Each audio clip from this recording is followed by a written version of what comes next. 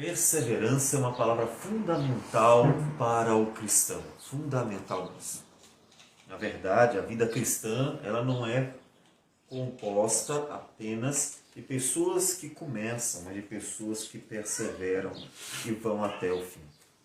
E a perseverança nós vamos encontrar na jornada de muitos homens e mulheres, inclusive nós lemos hoje mesmo essa necessidade de perseverarmos até o fim. No capítulo 12, vimos o autor dizendo, portanto, também nós, visto que temos a rodear-nos tão grande nuvem de testemunhas, ou seja, os personagens de Hebreus capítulo 11, que perseveraram na fé até o fim, mesmo com todas as lutas e dificuldades, ele diz, desembaraçando-nos de todo o peso e do pecado que tenazmente nos assedia, corramos com perseverança a carreira que nos está proposta. Ou seja, não podemos desistir, não podemos desanimar, não podemos parar no meio do caminho, não podemos de forma alguma deixar que as lutas, os adversários nos impeçam de continuar. As tentações, como disse o mundo e Satanás, que com certeza vão tentar nos tirar do caminho. Perseverança é uma palavra fundamental. E nós queremos ver um homem que perseverou bastante. Noé. E, portanto, nós vamos abrir a palavra do Senhor em Gênesis capítulo 6. Gênesis capítulo 6. Nós vamos fazer a leitura. Os irmãos acompanhem, então, a leitura de Gênesis capítulo 6. Como se foram multiplicando os homens da terra, e lhes nasceram filhas, vendo os filhos de Deus que as filhas dos homens eram formosas, tomaram para si mulheres, as que entre todas mais lhes agradaram. Então disse o Senhor, o meu espírito não agirá para sempre no homem, pois este é carnal, e os seus dias serão 120 anos.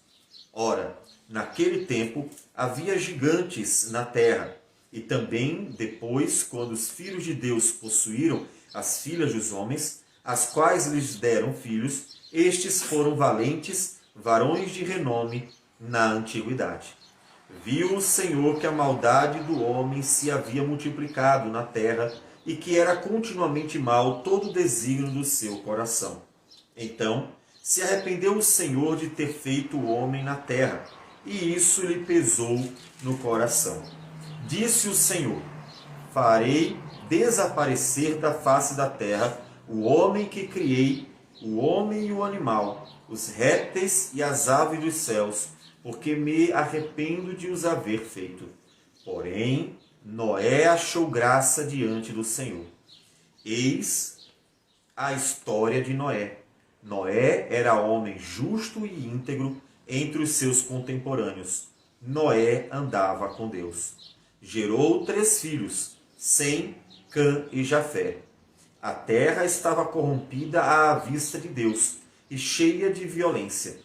Viu Deus a terra, e eis que estava corrompida, porque todo ser vivente havia corrompido o seu caminho na terra.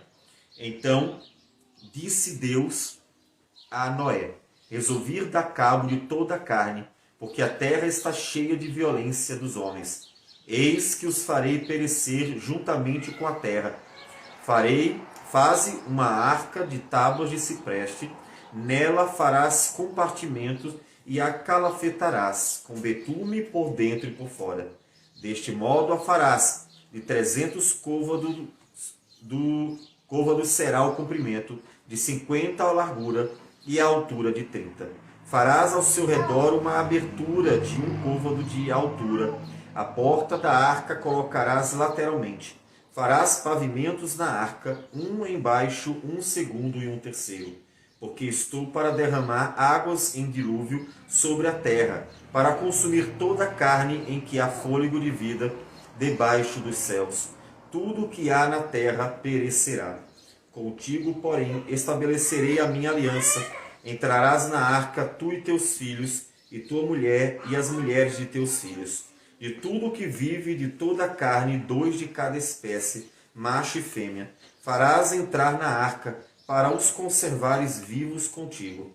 Das aves, segundo as suas espécies, do gado, segundo as suas espécies, de todo réptil da terra, segundo as suas espécies, 2 de cada espécie virão a ti, para os conservares em vida.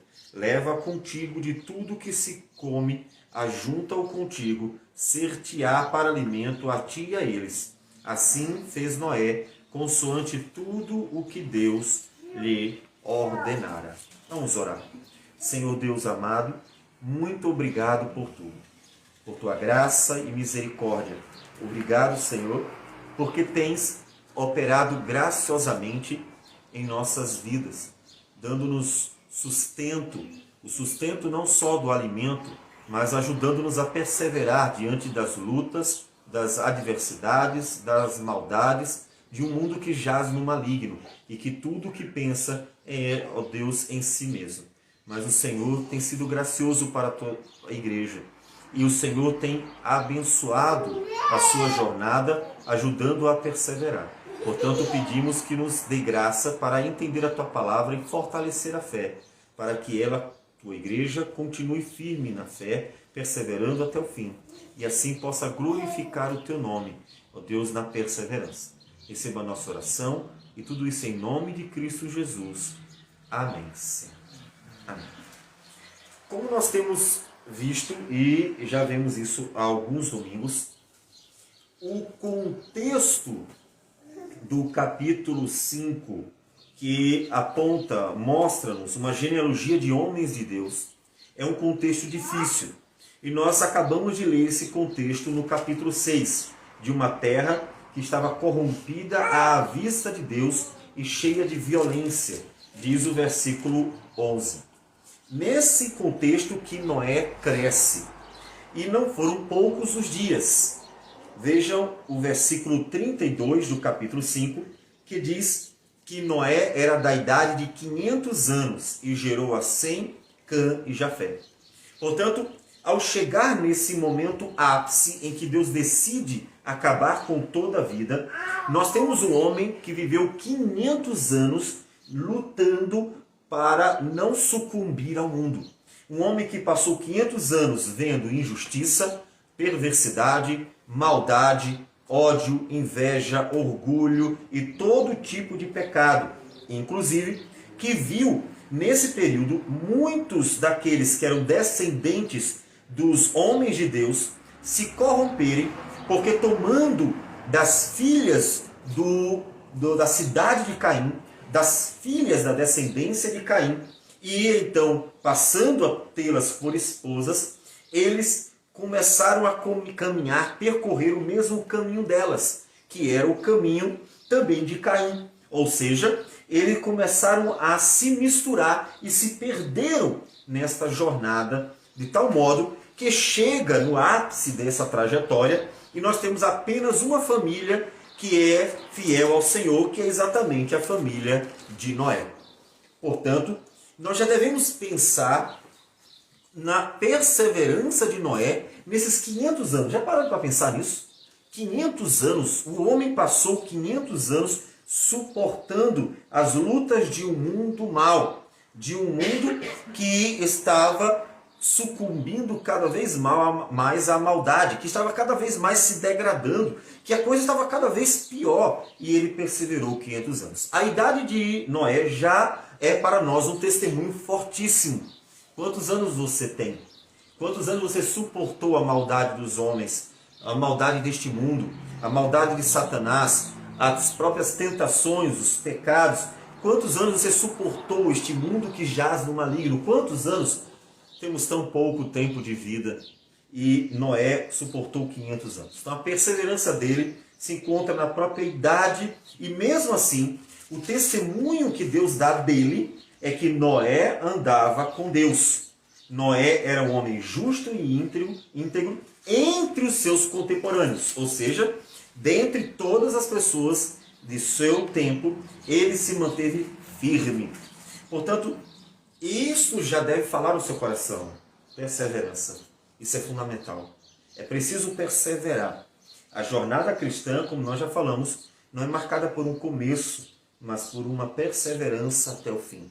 Não é aquele que começou, um dia eu fui cristão, um dia eu confessei a fé, até fui batizado, olha só, eu fui batizado, fazia parte do povo visível, mas eu desisti no meio do caminho. Desisti porque eu achei que era demais, problema demais. Eu desisti por várias razões.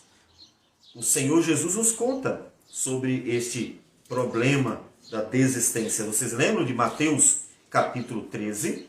O Senhor Jesus contou uma parábola, a parábola do semeador.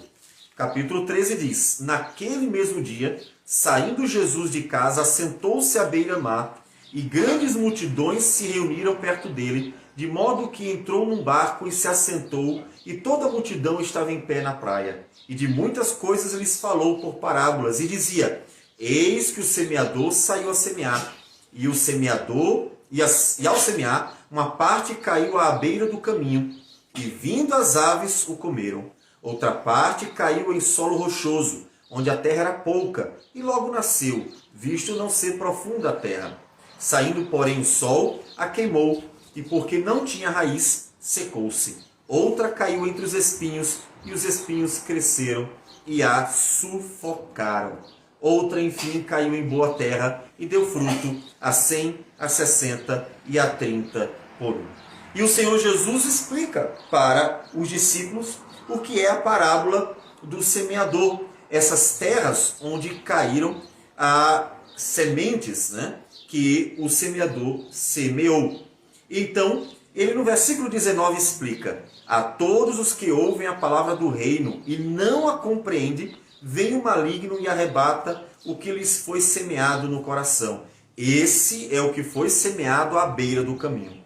O que foi semeado em solo rochoso, esse é o que ouve a palavra e a recebe, logo com alegria.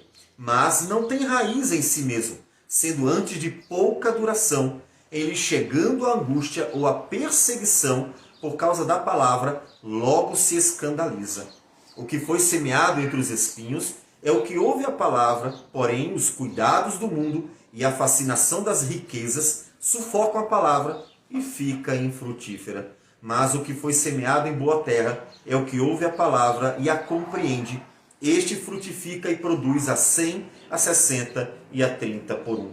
Portanto, observe que todos ouviram, mas o que destaca a boa terra é a perseverança, inclusive em produzir frutos. Algo que nós vamos encontrar em Noé. Observe que Noé, durante 500 anos, não desistiu, mas também produziu frutos. A perseverança de Noé é uma perseverança frutífera, por isso chamado de homem justo e íntegro entre os seus contemporâneos. E nós devemos olhar para ele. O texto nos diz que a maldade foi aumentando. E Jesus, inclusive, disse que quando se multiplica a maldade, quando aumenta a maldade, Jesus disse que o amor se esfria. Ou seja, quanto mais pecado, menos amor. Menos o amor para com Deus, o amor para com o próximo. Então a maldade estava se multiplicando. Versículo de número 1, diz que isso aumenta mais ainda porque os filhos de Deus viram que as filhas dos homens eram formosas e se misturaram. Daí essa advertência constante que a igreja dá aos jovens para que não se casem com aqueles que não conhecem ao Senhor, muito menos com aqueles que desprezam ao Senhor.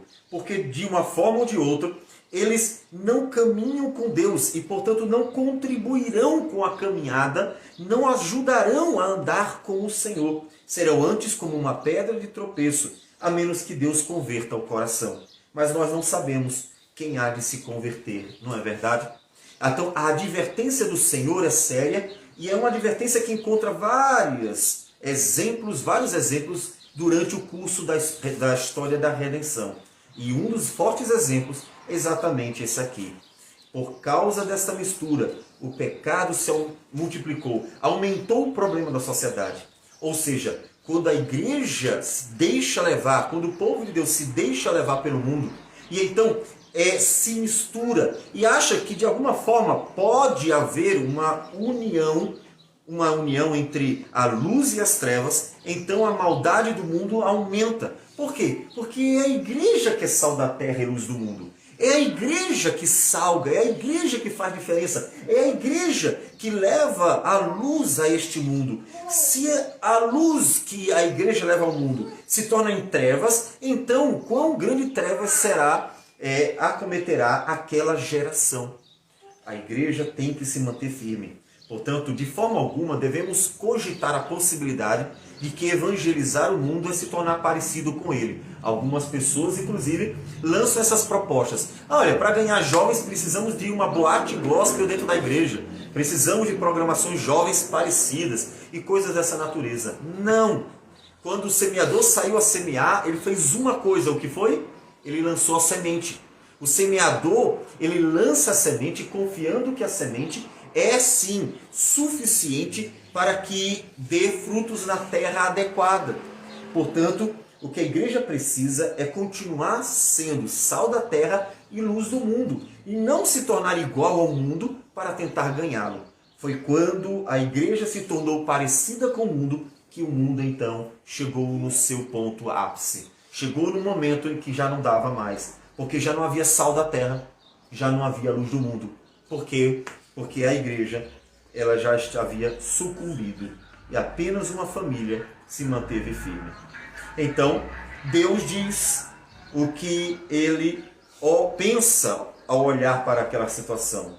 Então disse o Senhor, versículo 3, o meu espírito não agirá para sempre no homem. Observe que a vida é uma dádiva do Senhor. Perceberam? O meu espírito não agirá para sempre no homem. É uma dádiva de Deus a vida. A vida é um dom do Senhor. Deus dá a vida pelo seu espírito, mas também tira a vida. E Deus diz assim, não, eu não vou mais dar vida. Meu espírito não operará mais por tanto tempo no homem. Observem que no capítulo 5 os homens vivem uma idade muito elevada. Os homens vivem quase 1000 anos.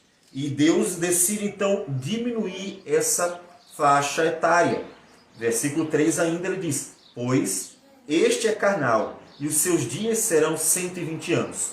Ele está se referindo não ao tempo até o fim, o dilúvio. Ele está se referindo ao tempo de vida mesmo. E a prova disso até hoje. Nós saímos de quase 1000 anos para uma faixa etária que tem o seu pico, vamos considerar uma média elevada, de 120 anos. Quantas pessoas vivem 120 anos? Quantas pessoas chegaram a isso? Mostrando que o que o Deus estava falando era de fato isso. E inclusive o livro de Gênesis comprova. É interessante que a partir de Noé, a idade de todos os personagens vai diminuindo. Noé vai viver ainda um bom tempo, diz o versículo 29 do capítulo 9. Todos os dias de Noé foram 950 anos e morreu. Bastante tempo ainda, né? Mas os personagens seguintes já não vão mais viver tudo isso. Eles vão morrendo com uma idade muito inferior, mostrando que de fato o Senhor estava reduzindo a idade dos homens. Diz o capítulo 23 que tendo Sara vivido 127 anos, ela morreu. Veja, olha a diferença. Noé viveu 950 anos. Sara viveu 127. Minha gente, é óbvio demais que a idade que Deus havia estipulado estava sendo mediada, estava sendo colocada como definida como o tempo máximo de vida do ser humano. Mas isso foi acontecendo aos poucos, porque Abraão ainda viveu um tempo significativo, de fato, e Abraão também vai morrer com um pouco mais de tempo do que Sara. Foram, capítulo 25, os dias de vida de Abraão, 165 anos e morreu. Veja, um pouco mais, 127, 165, 75. E esses, que são os patriarcas, vão viver uma faixa etária abaixo de 200. Até que quando chegamos em José, que é o último personagem a morrer em Gênesis, nós temos o seguinte, capítulo 50, versículo 26. morreu José da idade de 110 anos. Observe, o livro de Gênesis comprova que a palavra de Deus se cumpriu. O último personagem a morrer morre com menos da idade que Deus havia estipulado. É interessante ainda também nós considerarmos que Moisés, o escritor destes livros de todo o Pentateuco, ele também morreu com a idade estipulada por Deus. Deuteronômio, capítulo 34, Deuteronômio, capítulo 34, versículo 7, nos diz que Moisés, o autor desses livros, tinha Moisés a idade de 120 anos, exatamente a idade definida por Deus para que os homens morressem. 120 anos quando morreu. Não se lhe escureceram os olhos, nem se lhe abateu o vigor. Interessante, ele morreu porque Deus queria que ele morresse. Não é interessante isso? Moisés não morreu porque chegou o momento em que teve um infarto do coração, já estava cansado. Não. Diz o texto que não escureceram os olhos de Moisés, nem se abateu o vigor. Em outras palavras, era um homem que estava em 120 anos com o vigor de alguém de talvez 50 anos de idade. Um homem que estava ainda vendo bem, com um vigor muito firme. Aí você pergunta, por que ele não morreu então, se ele estava tão bem? Porque Deus disse, você vai morrer com 120 anos. E Deus mandou que ele então fosse para o monte, e Deus ali mesmo tirou a vida dele. Ele não morreu porque tinha um problema de saúde, porque tinha alguma coisa. Veja que as pessoas morrem no tempo que Deus quer. O que define a vida do homem é Deus. E Deus definiu 120 anos. E o autor dos livros revelados por Deus morre exatamente com essa idade.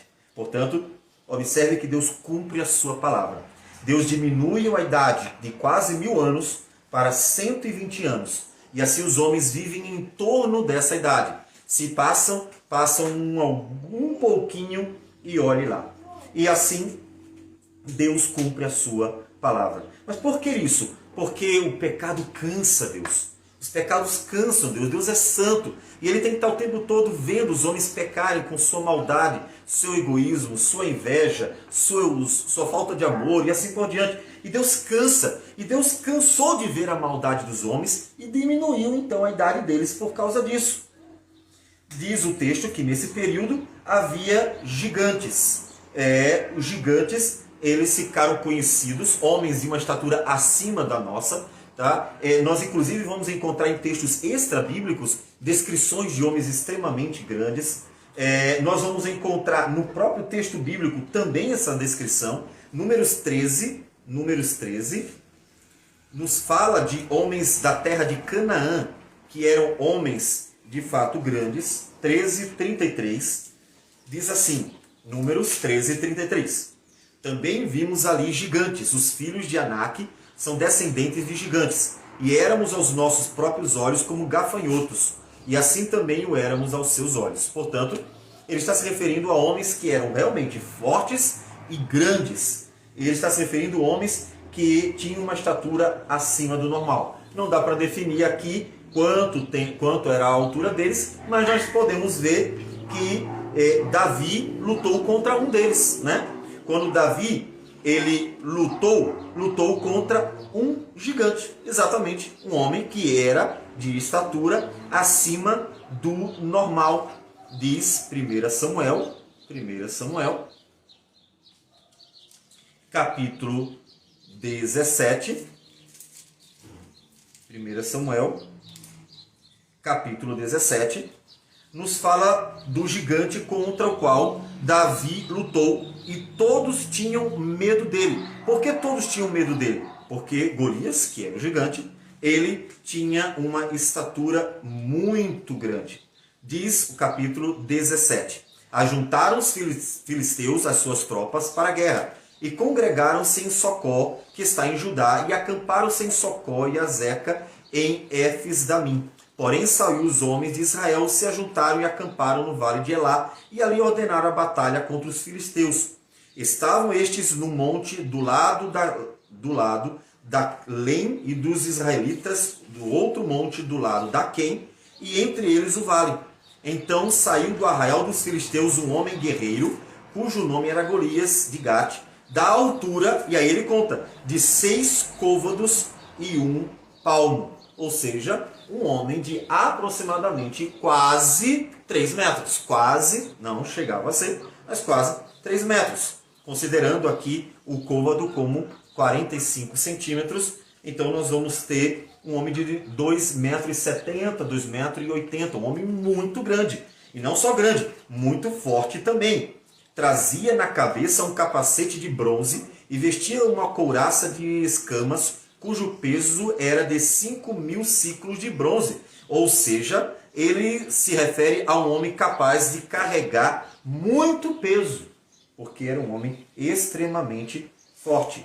Então, nesse período, surgiram homens altos e que, com o tempo, portanto, se tornaram também fortes, os gigantes. E dentre esta mistura também surgiram homens tais. Inclusive ficou conhecido o Nimrod, que se tornou conhecido inclusive em mitos sumérios, né? A epopeia de Gilgamesh, que foi descoberta há uns anos atrás, conta a história de um homem muito forte e alto, um homem valente, que se identifica muito bem com a descrição de Nimrod, e este homem se destacava na sua geração. São os gigantes. E diz o versículo 5, voltando para Gênesis 6, que viu o Senhor que a maldade do homem se havia multiplicado na terra e que era continuamente mal todo o desígnio do seu coração. Então observe uma coisa importante, é que o pecado ele se prolifera, ele é danoso. Lembre-se, nós lemos aqui em Hebreus, capítulo 12, voltando lá para Hebreus, capítulo 12, nós vimos uma advertência do autor. Ele diz assim, Hebreus, capítulo 12, versículo 15. Atentando diligentemente, porque ninguém seja faltoso, separando-se da graça de Deus, nem haja alguma raiz de amargura, que brotando vos perturbe, e por meio dela muitos sejam contaminados. Percebe a advertência dele? Ele diz que o pecado contamina. Pessoas amarguradas, invejosas, egoístas, mas elas contaminam, elas proliferam o pecado. E se as pessoas deixarem o pecado no seu meio, elas vão sendo contaminadas. Elas vão começar a se tornar amarguradas, invejosas, egoístas e assim por diante. O pecado ele contamina, ele cresce. Portanto, uma das advertências do Senhor é: corte o pecado, corte o mal pela raiz. É preciso fazer com que o pecado seja cortado como uma erva daninha. O que se faz com ervas daninhas? Se tira pela raiz. Porque caso você apenas corte superficialmente, volta outra vez. E ninguém quer que um bom terreno, um bonito jardim, esteja coberto de ervas daninhas, coberto de algo indesejável. Então, sempre a Escritura diz: tire pela raiz, tire, corte o mal pela raiz, para não contaminar. Então, você precisa estar sempre atento a essa advertência para não deixar que o mal ele permaneça em seu coração. Corte-o pela raiz. Se percebeu algum mal no seu coração, corte pela raiz. Se percebeu algum mal no meio do povo de Deus, vai lá corrigir logo, corte pela raiz. Por quê? Porque é danoso, porque contamina. E veja que foi o que aconteceu. A maldade se multiplicou na terra. Se multiplicou. Foi crescendo, crescendo, crescendo, crescendo, crescendo, crescendo. Como é difícil conseguir juntar pessoas para fazer o que é bom e agradável a Deus. Mas como é fácil juntar pessoas para fazer o que é mal. Você junta homens para ir para um lugar ruim, fazer coisas ruins. Mas como é difícil juntar pessoas para fazer o que é bom e agradável ao Senhor. Por quê? Porque o pecado ele contamina, ele facilmente, como uma doença, vai se proliferando. Corte pela raiz, corte o mal pela raiz.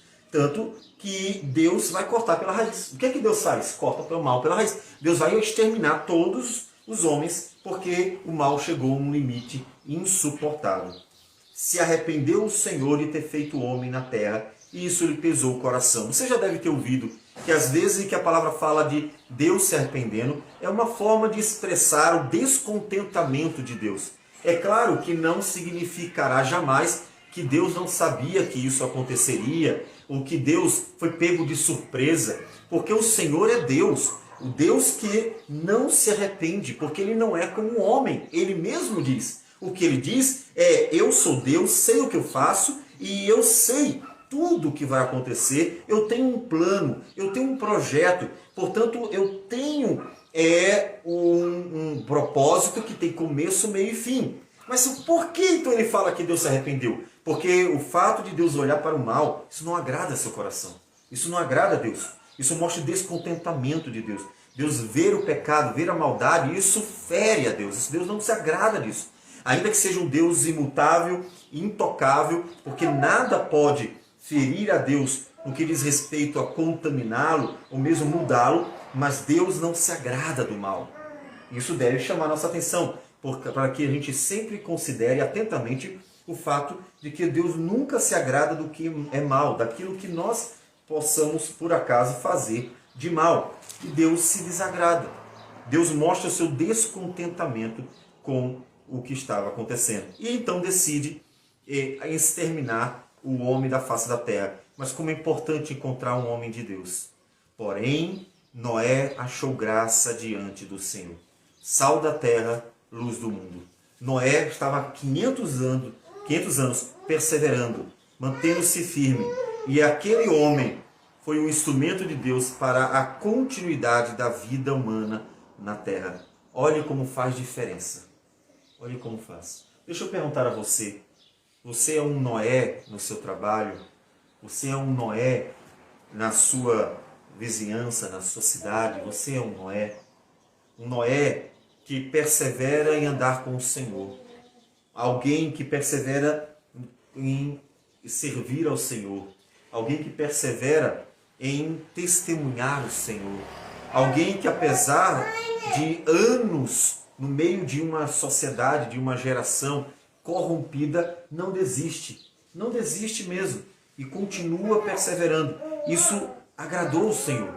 Veja como a perseverança agrada a Deus. A perseverança agrada tanto ao Senhor que Noé foi aquele que Deus salvou graciosamente. Persevere, não desista. Veja quanto tempo Noé suportou. Eu sei que a vida é cansativa extremamente. O mundo é cansativo extremamente. A maldade dos homens é cansativa extremamente. E nós ansiamos a volta de Jesus mais do que tudo. Queremos que Jesus volte mais do que os guardas pelo romper da manhã, citando aqui o Salmo.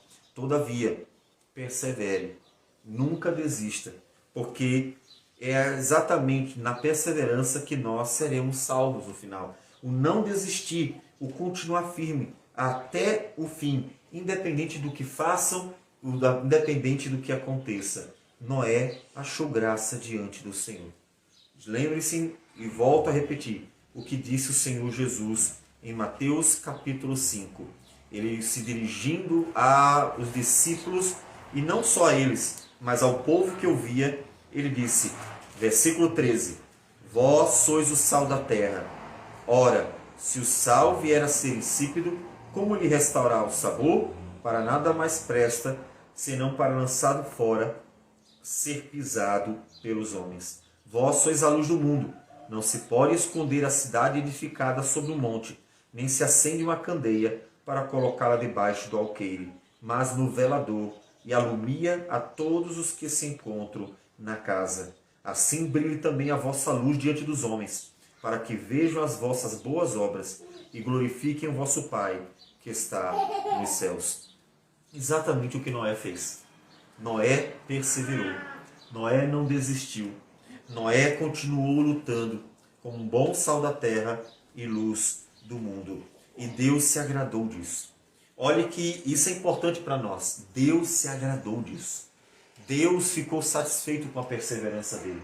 Deus ficou satisfeito com a dedicação dele. Dedique-se você também. Persevere você também. Não desista. Ore para o agrado de Deus. Enquanto Deus se desagradou profundamente do mundo e a multiplicação dos seus pecados, Deus se agradou bastante de Noé, que perseverou em andar com o Senhor, mesmo nos dias maus. Então persevere. Deus se agrada disso. E é exatamente a Noé que Deus vai chamar. Toda a terra estava corrompida. E Deus se dirige a Noé. Versículo 13. Então disse Deus a Noé: resolvi ir dar cabo de toda a carne, porque a terra está cheia de violência dos homens. Deus chama Noé e conta seu plano. Olha que coisa bonita.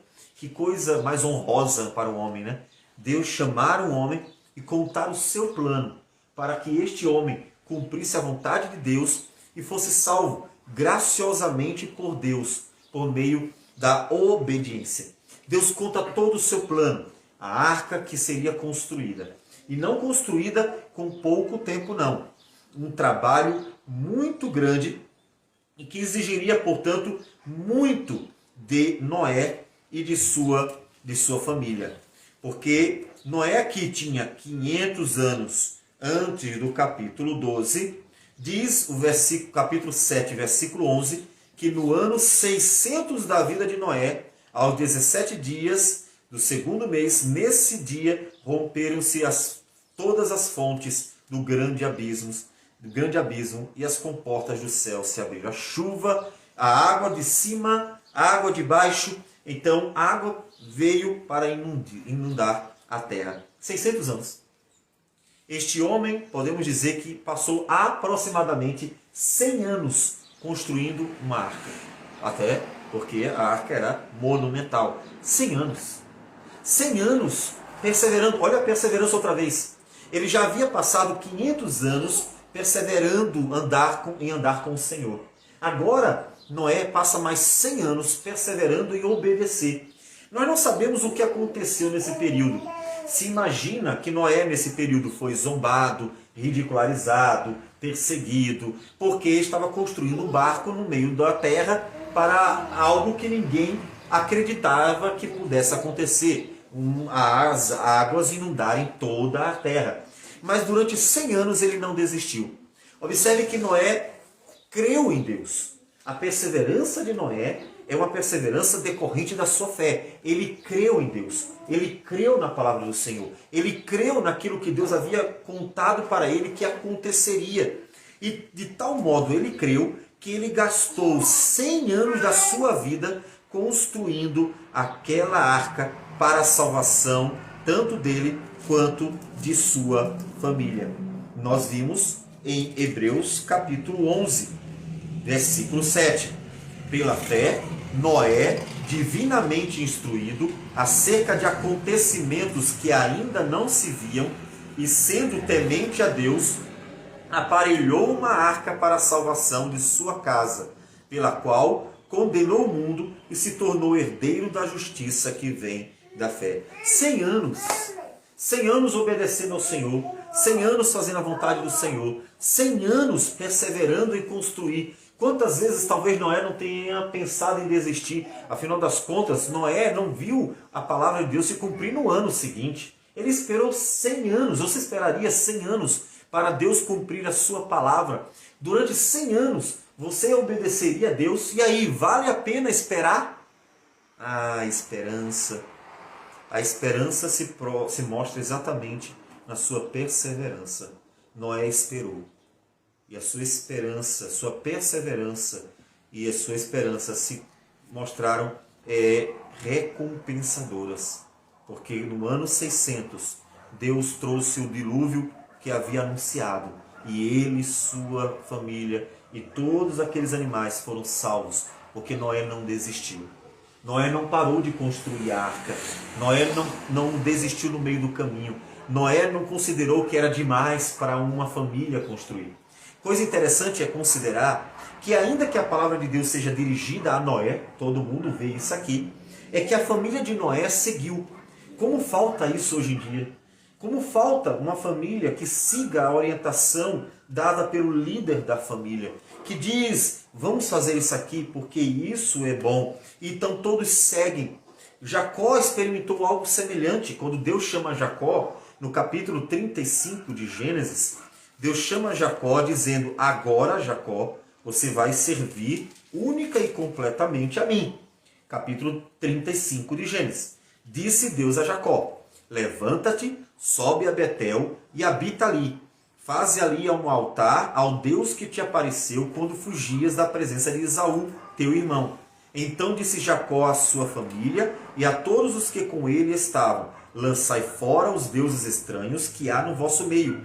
Purificai-vos e mudai as vossas vestes. Levantemo-nos e subamos a Betel. Farei ali um altar ao Deus que me respondeu no dia da minha angústia e me acompanhou no caminho por onde andei. E eles foram.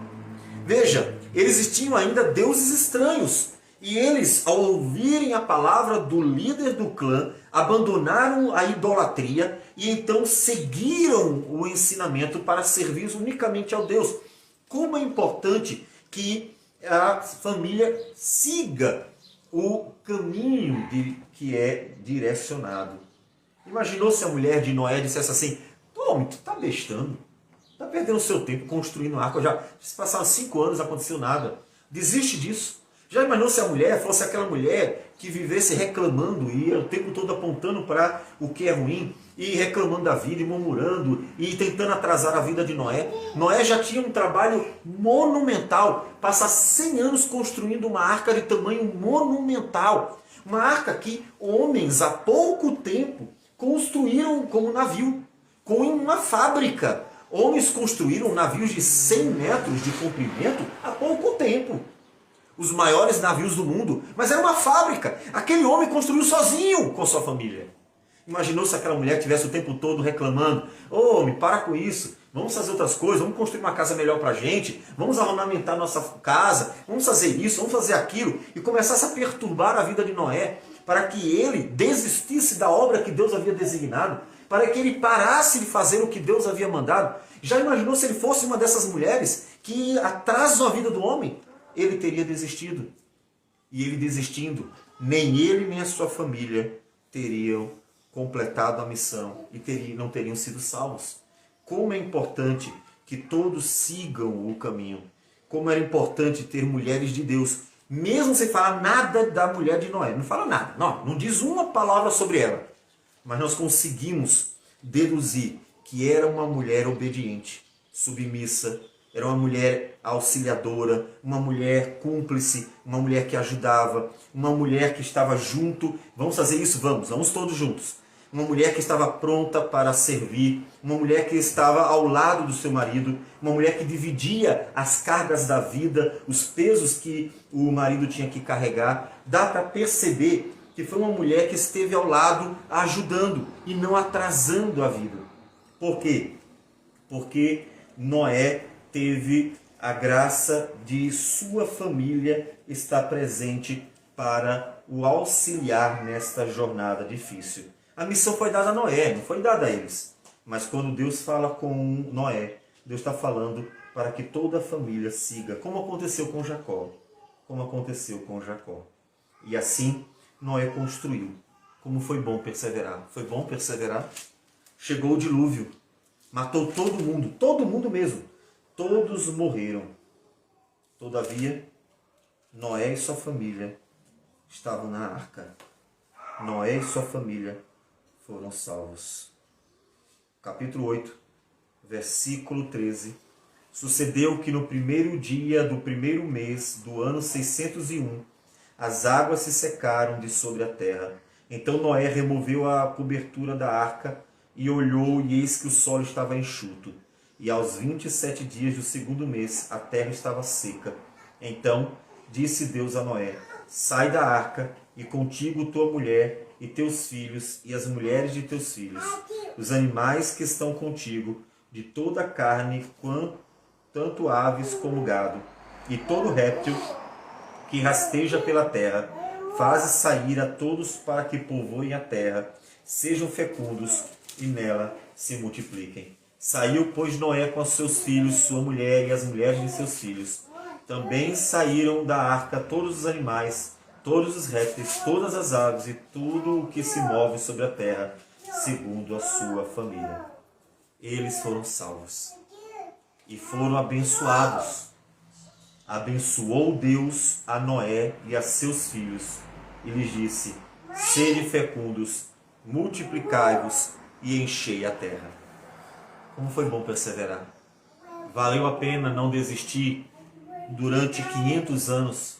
Valeu a pena não desistir durante 100 anos, lutando para construir uma arca que parecia ir muito além da capacidade daquela família. Valeu? Valeu. Então persevere você também. Porque o Senhor Jesus é a nossa arca de salvação, que Deus mesmo ergueu para nós. E o que nós precisamos é perseverar em andar com Ele.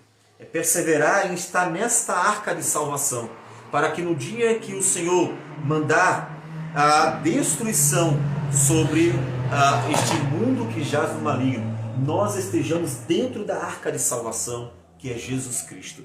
Estejamos nela. Vale a pena? Vale. Porque é exatamente na perseverança que nós seremos salvos. Então olha para Noé e veja como este homem persistiu em lutar, perseverou em andar com o Senhor. Não desista. Não importa quão difícil seja. Veja, são 500 anos numa jornada, numa etapa, 100 anos em outra etapa. E ele continuou firme. Ele não desistiu. Eu sei que muitas vezes pode dar vontade de desistir. Eu sei que muitas vezes a vontade é chutar o pau da barraca e simplesmente abandonar tudo. Porque o mundo realmente é opressor. Porque Satanás realmente não cansa de tentar destruir nossas vidas. Porque o pecado está o tempo todo assediando tenazmente. Às vezes dá vontade de desistir. Mas não vale a pena. Porque o único lugar onde estamos seguros é na arca de salvação, que é Jesus.